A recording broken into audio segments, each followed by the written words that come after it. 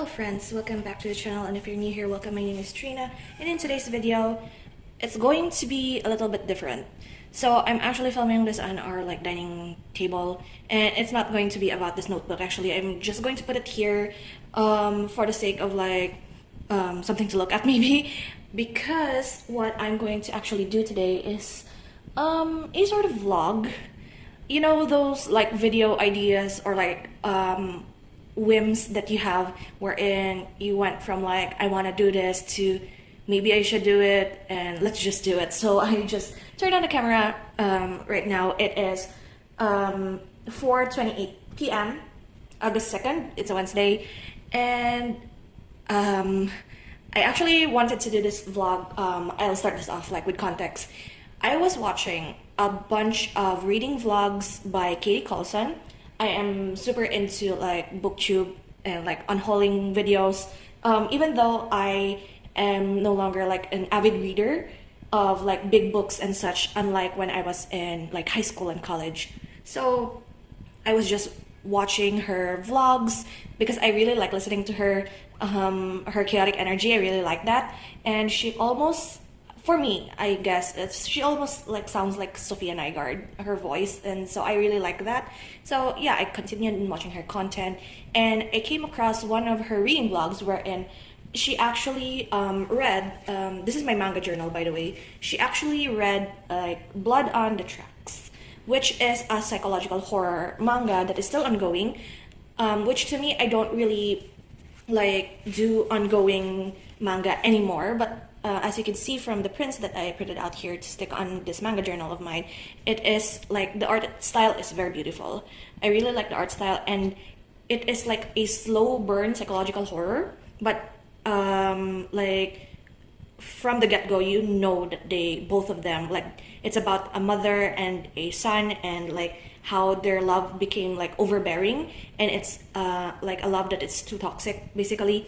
So if you're not into manipulation, what do you call that, gaslighting, guilt tripping, and talks of suicide and such, this is not for you. However, if you're into psychological horror, this is actually a 9 out of 10 in my book, even though it's not yet finished.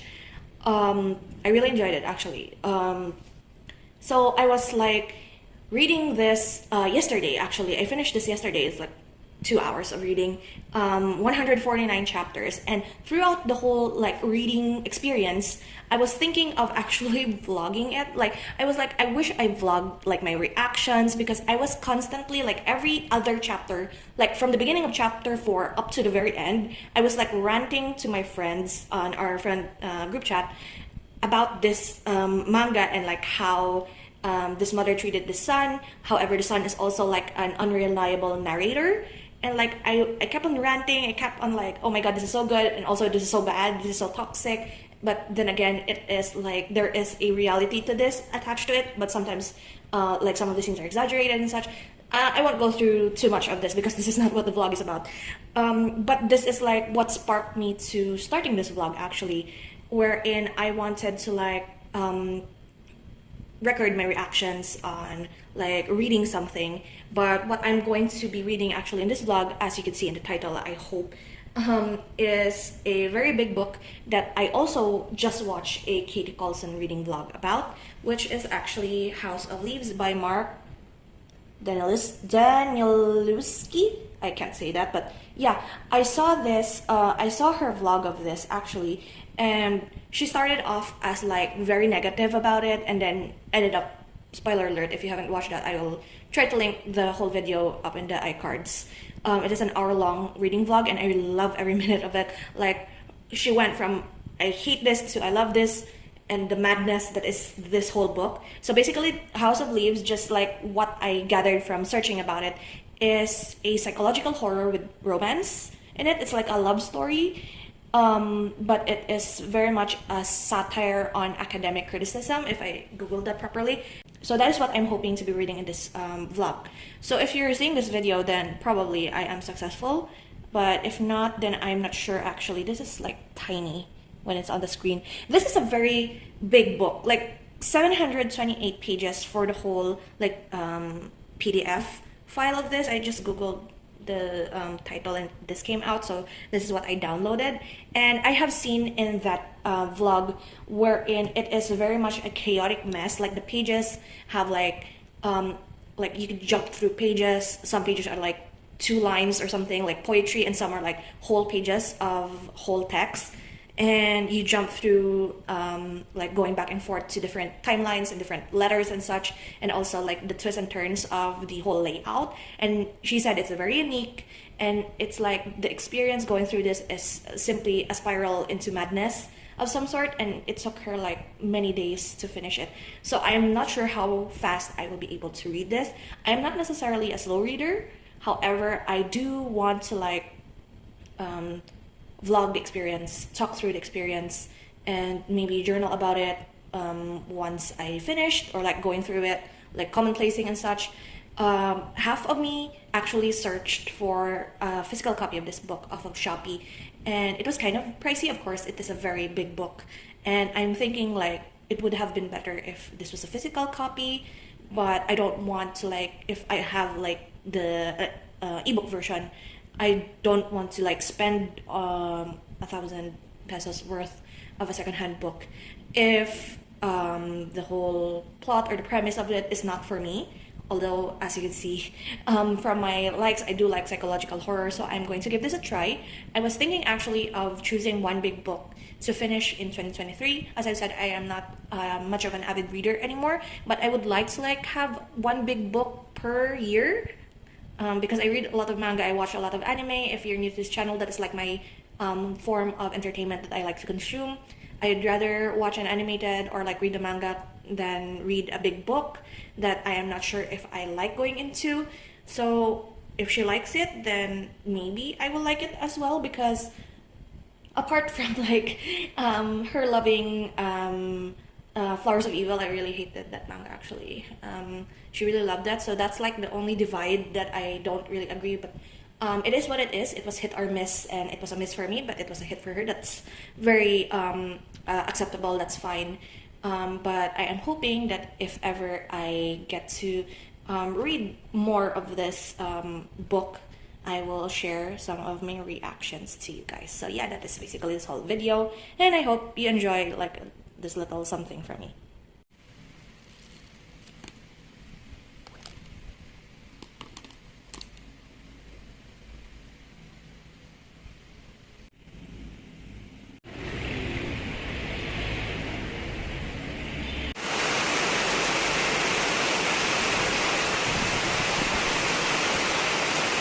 Hello, update. It is the next day. I'm actually in my brother's room, so I'm quickly mention that I am currently actually in, I believe is chapter 4, about 65 pages into the book. So far, there is quite a bit of intrigue on my part. I am going to show this little notebook that I have here. Earlier in the clips that I include, which was yesterday for me, this was supposed to be like a mini craft paper recycled notebook. This is dirt cheap actually. So I decided that I have 2 of these, so why not just make one of them my like reading journal sort. I do have a similar concept when it comes to reading manga or watching anime, wherein I have a like travel notebook or pocket-sized notebook wherein I write my immediate feelings before I forget anything. So that is what I did with this one. However, I wasn't planning actually on putting a cover. This is a magazine page, everything about Vllo, hence this one. I had like oil spilled on top of a table that I did not notice, and it seeped through the front cover, so I'm like right here. So instead, I just covered it up with magazine, and then I did not actually stick this directly, but rather double tape the sticker on with the backing. And this sticker actually is kind of perfect paranormal activity, because I am starting to believe that this it's not necessarily paranormal activity. House of Leaves, going back to the book that we're reading, reminds me so much of like the back rooms, or like, well, paranormal activity, like a documentation of some sort. Not necessarily, I'm still on the fence of whether or not this whole book is like there's something there, or is it just this guy's psychosis or something. So yeah, I have like here my notations. Because I don't have the physical book, I read using my phone, and I don't have the option or like the application for highlighting and annotating. So what I decided to do was just write it there. I use these pens. I use my Energel planner for general thoughts and such, like what I think at the moment, what I want to remember. I use a Muji light blue 0.38 for when I'm note-taking, like directly note-taking from the book. Next is like, this is a knockoff. I just put it inside a Dong AQ pen, but the inside is a knockoff vintage ink in like the lake blue color. So it's like direct quotations or lines that I like from the book that I don't really consider it as note-taking. Note-taking is like for bits and pieces that I think that I will forget about the book, but not necessarily something that I like. WTF, this is actually Papermate Inkjoy in green. I just loaded it in the brown because I don't have other barrels for this, so it's green ink inside. Those were the WTF moments. And then another knockoff vintage, this is in the old rose color. It is for when I'm amused or like I find this something funny, because most of the concepts actually that are in this book are kind of funny to me, and so far this is as much as I got. If you don't want spoilers, then don't read into it, because I'm still on the fence of how I'm going to talk about this book without giving too many spoilers. So what I understand going into this, like 4 chapters in 65 pages in, is that there was this old man who died and left a lot of like papers and such with regards to a certain like documentary film. That's why I said it's like Paranormal Activity.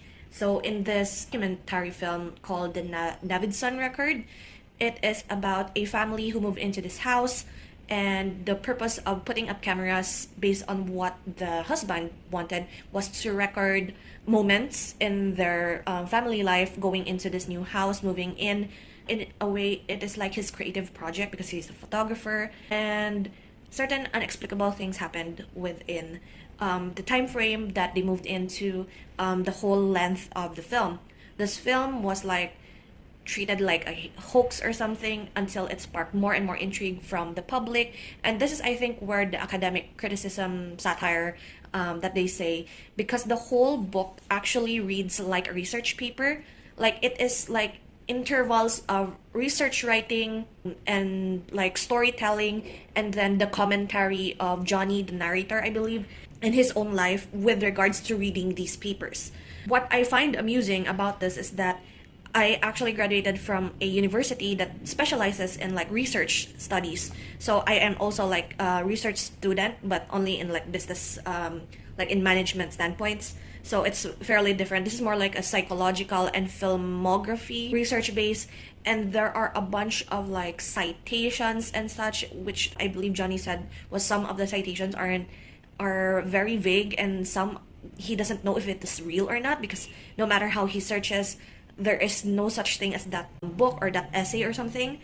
So what I found funny, as I said, hence this pink here, was that they cited like bits and pieces. They pick apart bits and pieces of this film like a conspiracy. Like you see those conspiracy theorists with a lot of like pick apart bit by bit, frame by frame of this, like whatever Navidson, the guy in the film, was touching, or like when this woman created like 40-page essay of this the main, like the guy in the film's wife and her best friend building a bookshelf, with, you could think it's a very ridiculous, because it is almost reminding me of the way that we also do research, wherein you have to pick apart bit by bit the information, and then the sentence or the paragraph that you put down, it goes on and on with all of the citations, with all of the definition. You write all of the definitions and the terminologies when it comes to thing that you're studying, because you should not expect the people that reads your research to know every term that you put in your paper. That's why all of these lines and paragraphs of the research done in for the Navidson record was like never ending. They put similarities, they put comparisons, they put like proof of research and such, and correlate this and that to what is happening in the film. And it really feels like they are milking this one film, or like the series of films, because it's, as I believe, it's like arcs in our case, from like them moving in to the stuff happening to what they discovered until they go insane. So basically that's the whole progression of the story so far, and it keeps putting into mindset that it is very ridiculous. Really, it's amazing in a way to see that it is thrown in your face and you agree to it, that some of, like, when it comes to research topics, things that are being researched on are very like reference researching. So it's similar to like, this research already exists, like this thing already exists, people have research on it, and then you as a student who is like looking for a research topic, you reference this topic and like add more to it, hopefully, and like make your own hypothesis and come up with a conclusion. And sometimes the conclusion is like adds so little to the research itself, but still might be significant. But still, the more I read about it, the more it is getting ridiculous on how funny like research is being portrayed. And another thing that I want to mention is that at first I was so it feels off-putting to have like the whole 2 pages full of just the research and the storytelling, and you get invested in what is happening with Navid's son and his family, only to cut to like Johnny's current affairs of like him clubbing and such. And like, I kind of understand that if there was not a break of some sort when it comes to Johnny and his like antics while he's reading this research, it would be very boring. The formatting is very unique in a way wherein I think if it's just all research, like all of the Navidson records, like research format, it will be too boring. Even my eyes keep darting to the next page, because I can't stand like there's like page numbers and citations and such, so many. But at least some I have heard said that you don't necessarily need to read much into Johnny's entries, because the main, like the whole story of this house is more on the Navidson records, and Johnny is just like someone who is reading this research with you and adds his own like commentary on it, like breaking the fourth wall and such. But yeah, so far so good. I am enjoying it. I was planning on like doing these updates every like 100 pages so that I could only have like 7 updates. However, it is like getting heavy and I have stuff to talk about, so that's why I'm updating now, unloading this, then I will add more to it as I read through the book.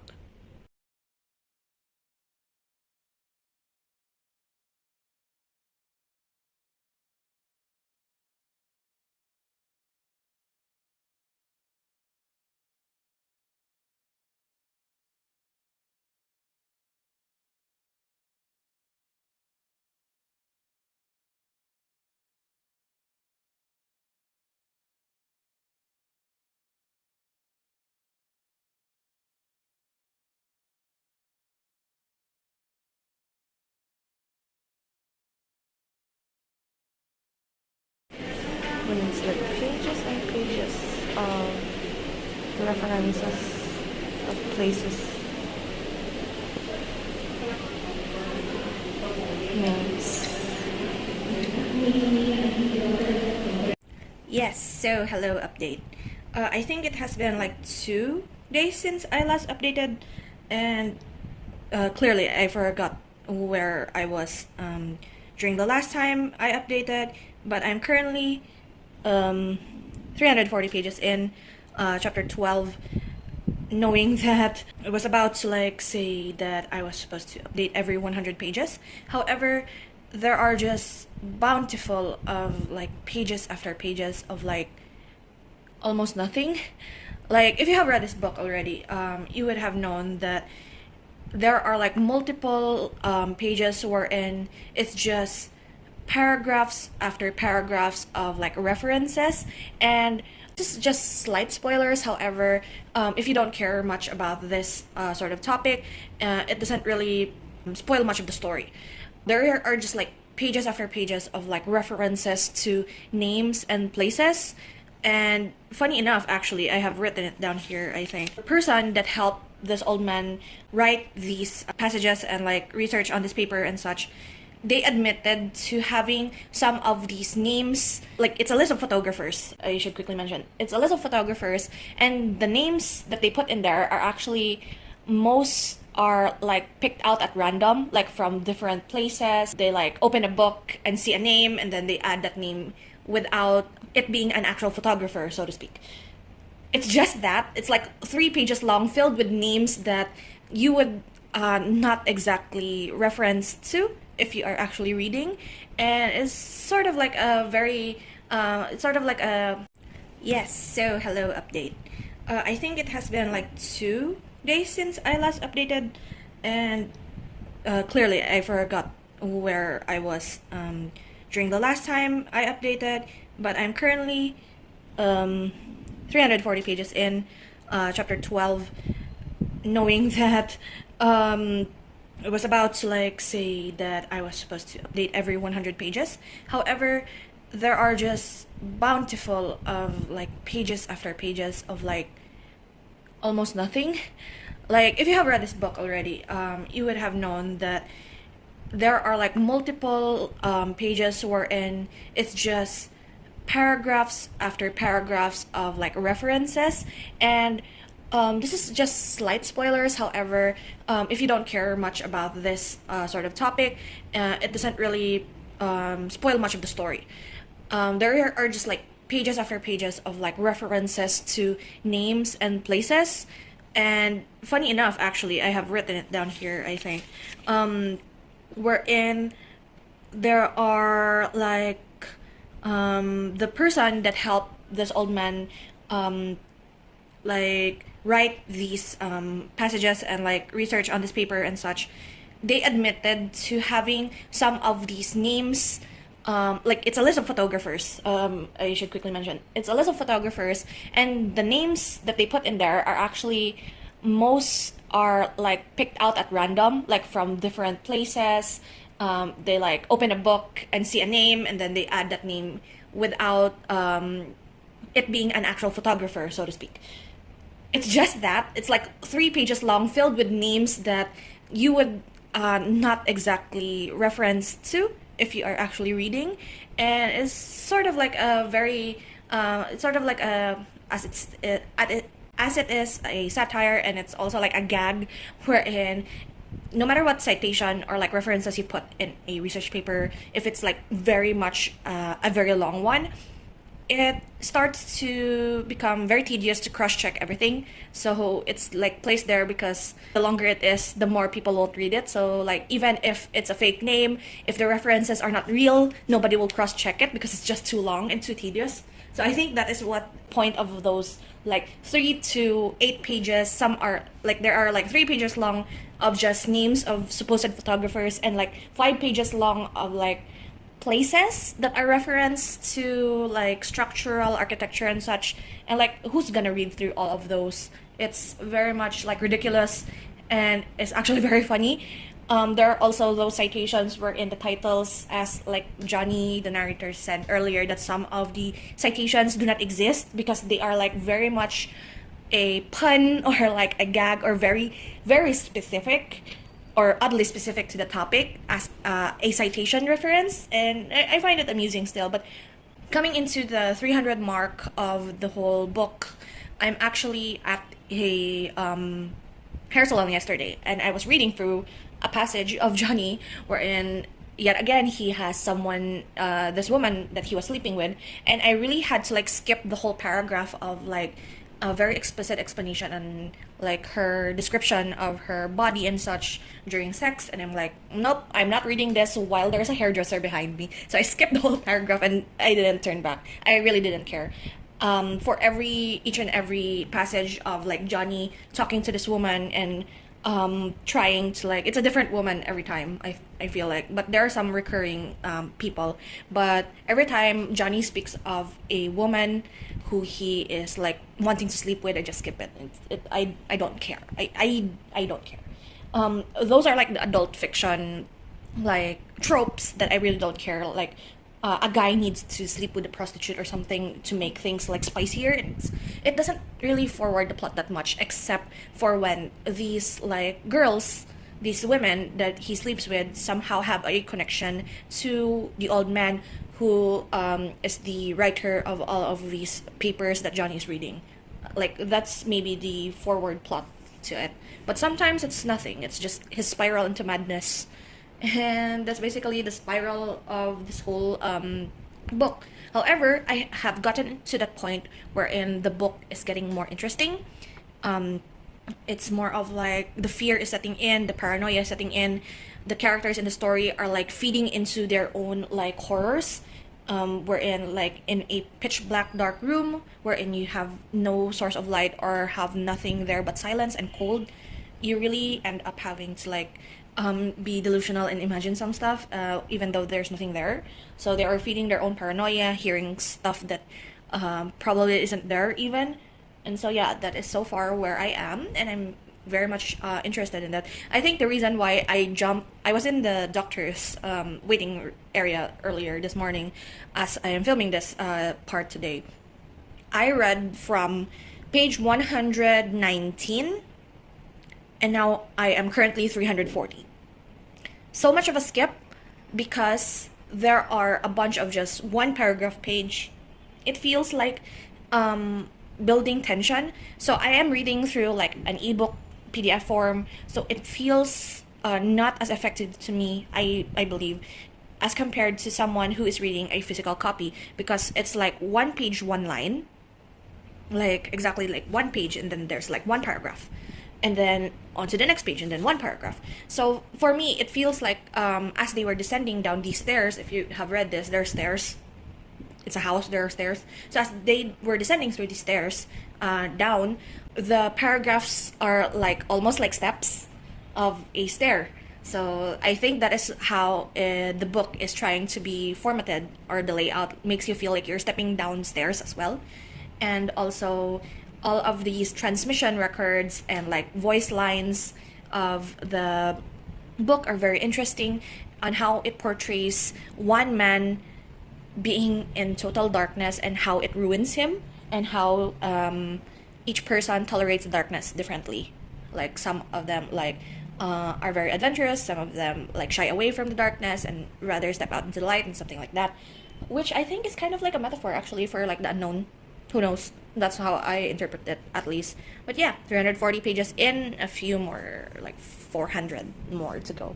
But I think the good thing, I wish that I had like the physical copy, because there are like instances wherein in the lines of the book it's like C appendix B for the letter or for the reference or for like the note or something, and I can't like flip back to the very back like the appendices because I don't have a physical copy. And if I'm doing that on PDF form, it will be problematic, I guess, having to like I don't have the bookmark function because I'm actually reading it through my Google Drive. I save it in my Google Drive, and that's how I created a sort of library, so that I won't have to save it on my phone and risk taking up too much memory space, and also be able to share it with my friends, because we have like a communal email account that I created, and then we could like upload different PDFs and EPUBs of a certain book that we found or bought or whatever, and just load it up there, and each of us can look through it like a little private library for me and my friend. So yeah, so far so good. I will update more as I am reading more. Okay, I have like, do you know that feeling when you're about to like unhaul books because you haven't been reading them at all, or like you have done reading with them and it has been years since you've touched them, and my mindset will always go to like, I will like sell these books or maybe give them to someone who wants them that are like nearby or like close to me, like if my best friends want them, so I could give it to them or something. But I have come to this point that seeing some of these books make me feel like I want to keep them for myself. So let me get to some of these. I'm going to be putting this up at my Shopee store. It is linked down below if you're interested. If you're from the Philippines and we could ship to you, then my link is down below. This is James Patterson, Private and Private Games. I don't have the private number one suspect.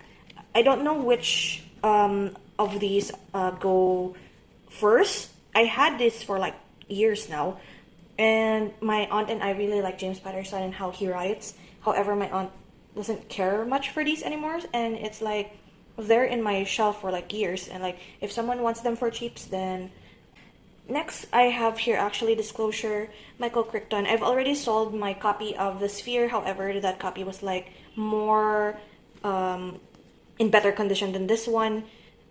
Granted, I also bought this for quite cheap, so I'm thinking that if I'm going to finish reading this, I'm going to also be putting this up shop.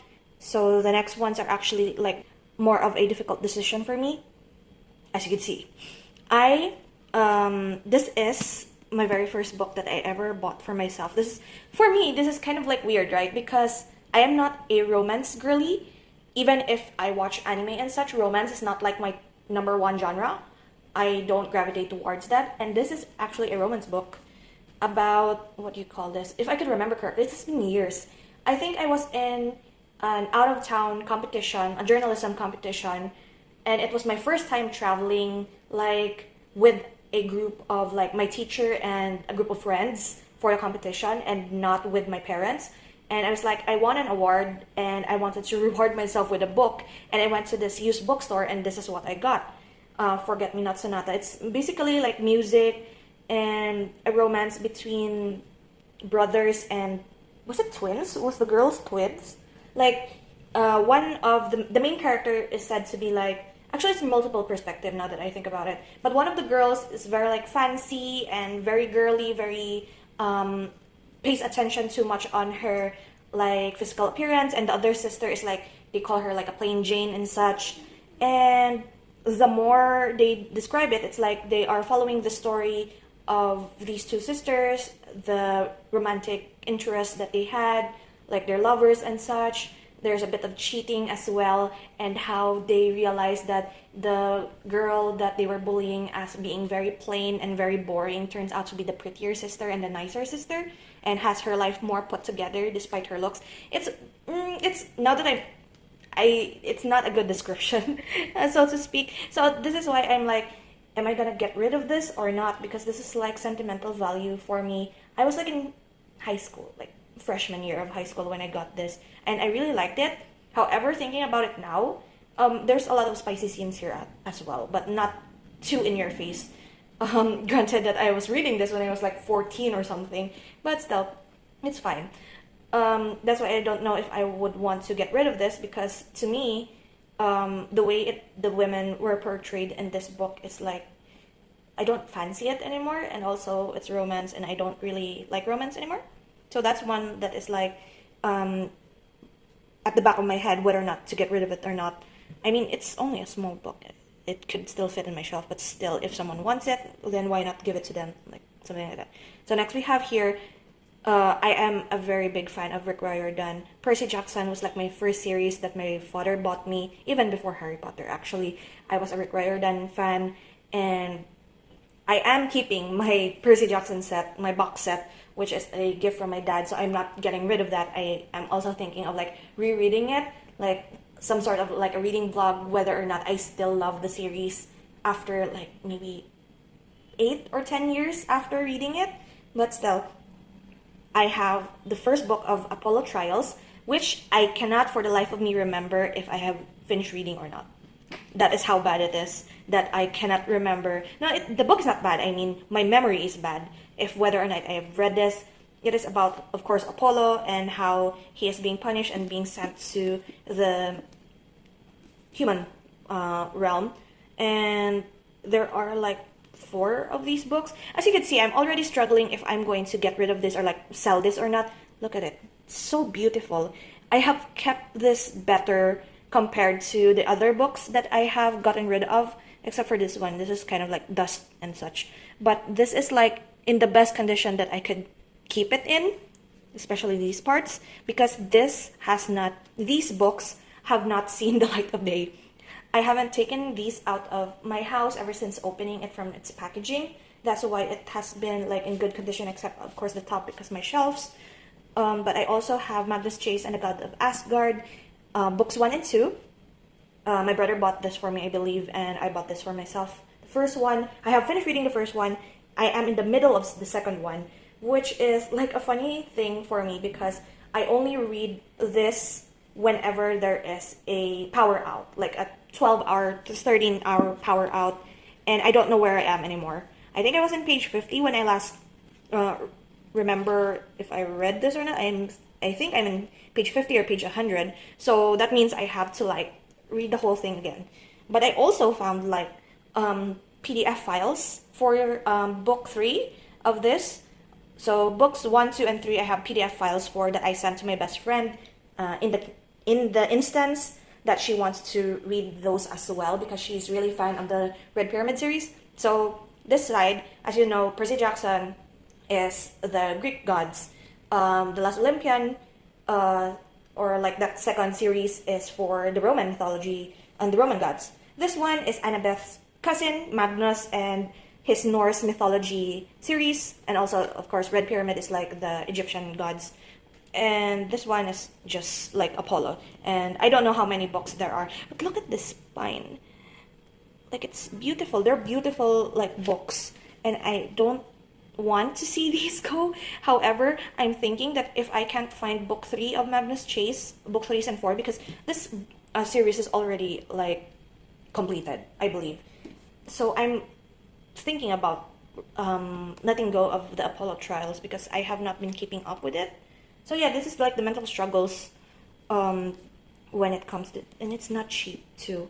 So maybe, who knows, I might look for it in Shopee as well in case someone is selling books 3 and 4 of this one, and maybe I will let go of this one. So in any case, that is the mental struggle that I'm having here for like this little unhaul, but I am sure that these two will have to go, and eventually this one once I finish reading it, which is not for a bit actually because I am still reading House of Leaves, which is this reading vlog. I do have like a bit of update here. I have reached I don't mind the scribbles. I was like taking down notes and reacting during like the middle of the night, even though I am supposed to be sleeping early. But I have a lot of things I've said here. Like, I am at 460 pages now. I was supposed to read last night, however, I was so exhausted from my physical therapy session. Another day, another story. But I was supposed to read, as I've said, but I only stopped at like 460 pages in. And I am going to start at this point in the video. It's going to be spoilery. I am going to say that up front. Starting from this point of the video, I might say something that is pretty much a spoiler. But my reaction to this book, going 400 to 460 pages in, since the last update, I don't care for it anymore. It is genius in its structure, in its genius in its way of telling a story, basically based on this documentary, this film, the Navidson record, and also Johnny's reaction to reading about this documentary and all of its like transmissions, interviews with different people. There are a lot of like famous people there too mentioned, like Anne Rice, Stephen King, like Karen, the wife of the guy in the film. Interviews a lot of like psychologists, physicists, and different like scholars in the field on how to explain this house.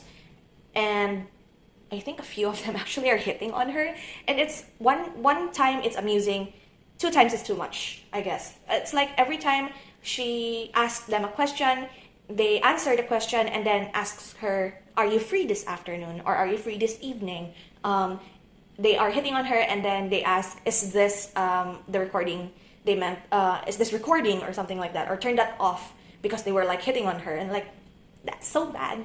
But sometimes that happens, especially when Karen is described as a very pretty like actress sort of lady, and she is also like having a part-time acting career, so more or less you could assume that she's a beautiful woman, basically.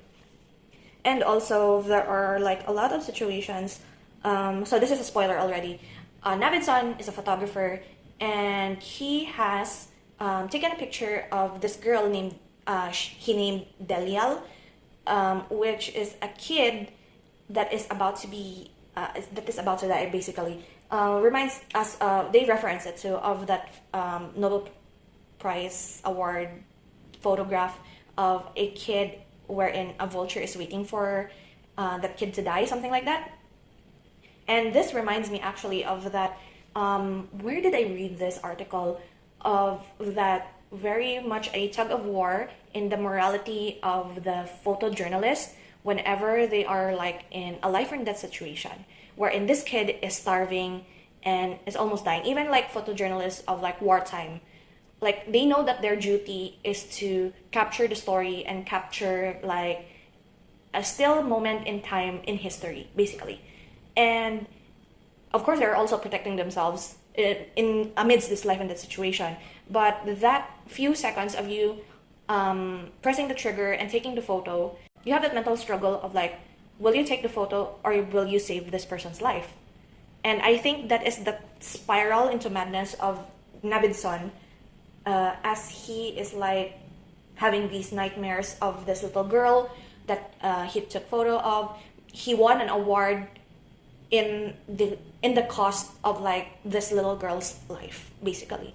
And I find it very hard to read as well, but it happens, and it just reminds me of that one article that I have read so long ago. And so there are also these WTF moments, which is again a spoiler.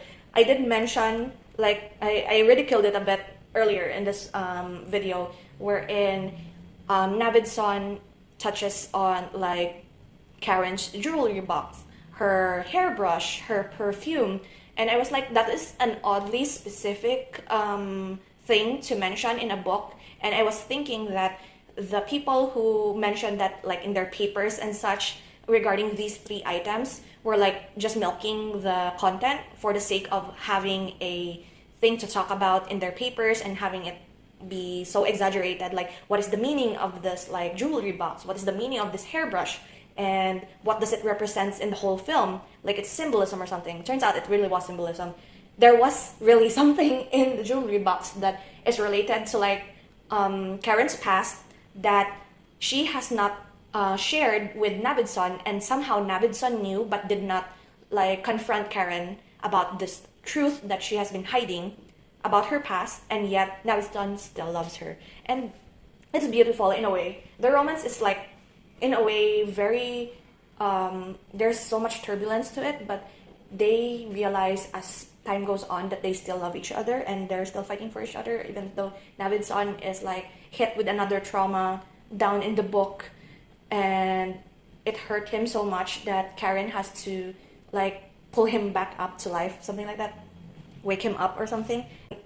I just want to be done with it, basically. I'm still reading it, and I did scroll through like beyond page 500, like the 500 to the 600, and there are a lot of pages wherein it's like that one paragraph, one page sort of situation, which means once I hit like page 500 or so, it will be quick read until the very end, near the appendices wherein there's just a bunch of poetry and letters and references. So yeah, that's so far the update and the unhaul.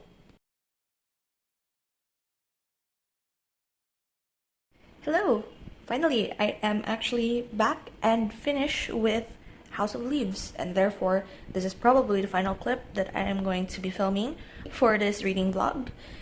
And yeah, so at first I am thinking of like, in defense of whether or not to give this a 3 or a 4, but I'm just going to say this outright. I gave it a 3 out of 5.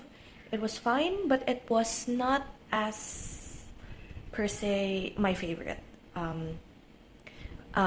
Starting from this point, I am going to be talking about spoilers, so if you don't want to hear about spoilers, you can opt out right now.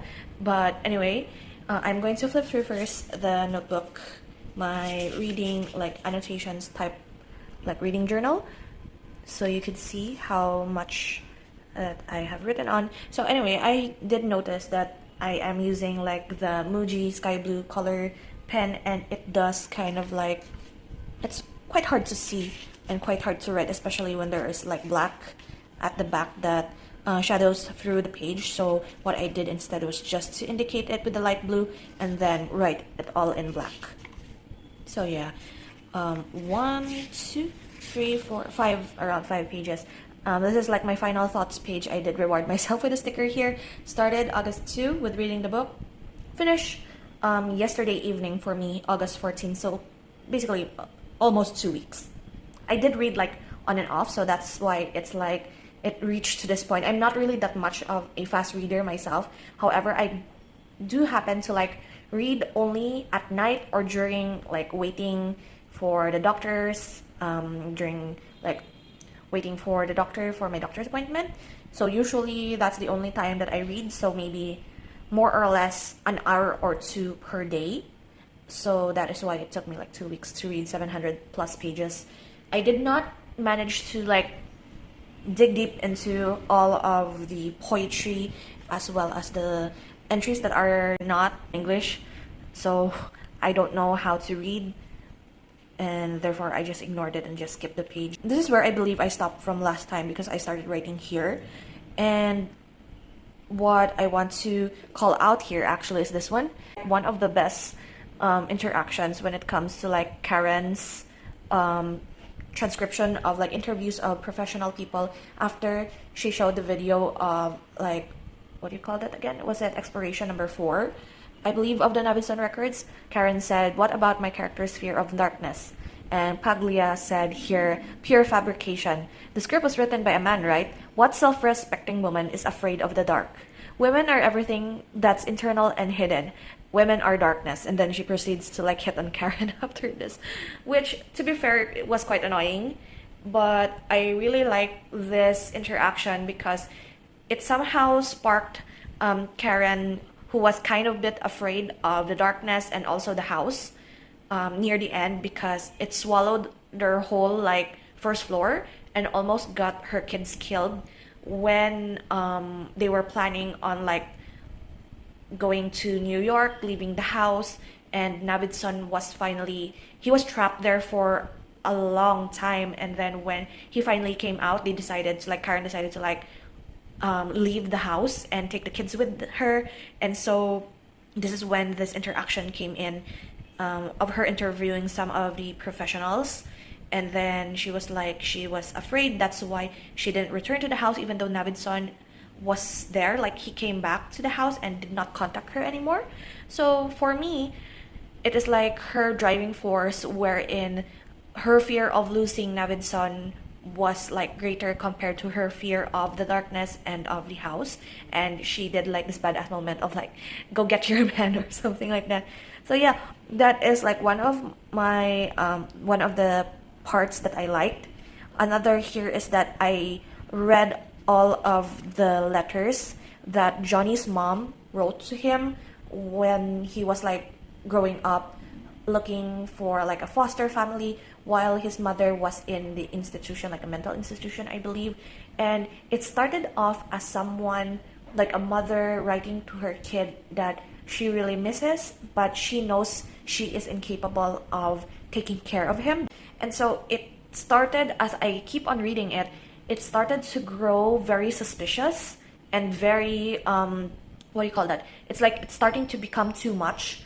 Like, you could understand that this mom is missing her kid for so long, and like the director, as she said, of the institution is like censoring her letters, and sometimes she believes that the institution are keeping Johnny's letters from her. That's why she hasn't received anything from Johnny.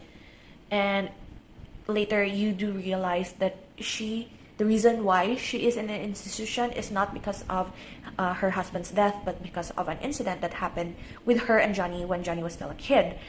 And it comes, like, this is very much a spoiler already if you're reading like my entry here. This video has become full circle because I started this reading vlog specifically because I wanted to like capture my reaction and talk about what I'm reading because of Blood on the Tracks, which goes back to my very first clip in this video, wherein the mother really showers her kid with so much love that it becomes toxic.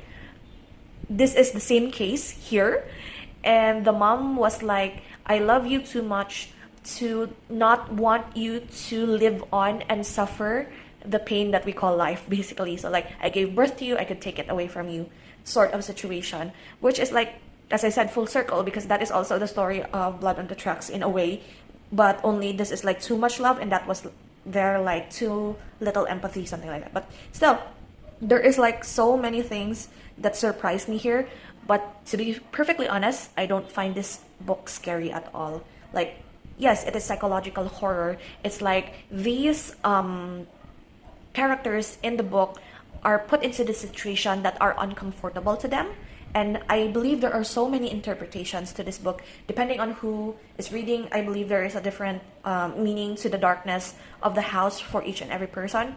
To me, my interpretation would be that this probably is a part of their life wherein they're in a crisis when it comes to like relationships, when finding your purpose, and being hyper fixated on something that you find that you have to succeed in, which is why they have taken for granted the relationship that they have with other people, because they are so fixated on this thing that it causes them to be short-sighted on what the big picture is actually is. So that is like what my interpretation of this whole book is, and it's like part of life.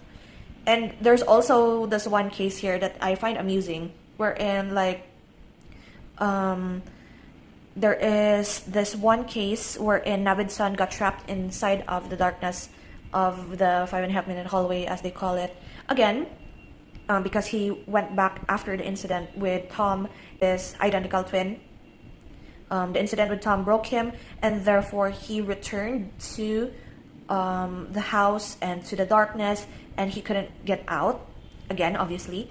And he brought this book, which was 736 pages long, but since he was there for such a long time, like, he doesn't want to waste any more like the batteries for light and such, but he wanted to read this book. So he thought of burning each page. Like, every time he finishes a page, like a spread, 2 pages, like this page for example, he tears a page, rolls it up, turns it into a torch, and then lights it in order to read the next page. And then it indicated there that he somehow fell back to think you could read like one whole page for 2 minutes, because it did say here that the makeup torch that he made could last for about 2 minutes, and so he has that short amount of time to read 2 pages in order to rip out that page and burn it to read the next one.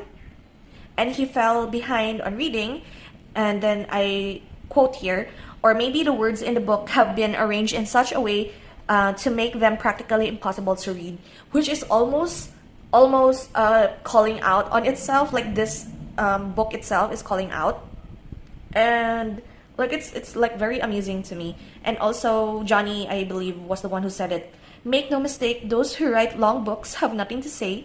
Of course, those who write short books have even less to say. So it really like calls out itself as being, in a way, sort of nonsense, which is of course satirical because it is structured as an academic research paper or writing. So yeah, still 3 out of 5. I gave it actually 3.5, but I can't give it a 4. So I just round it down to 3, because my whole experience here is like a roller coaster of emotion, or like roller coaster of interest rather. One portion I am very interested, I got hooked. The next it fell almost flat, to the point wherein I got bored and just skipped some of the passages, and then it picks up on interest again. So it's very unnerving for me. And going back to what I said about it's not being that scary, it puts the characters in a situation where it is uncomfortable to them. But for me as a reader, I don't find as uncomfortable, or so maybe I am just crazy or something.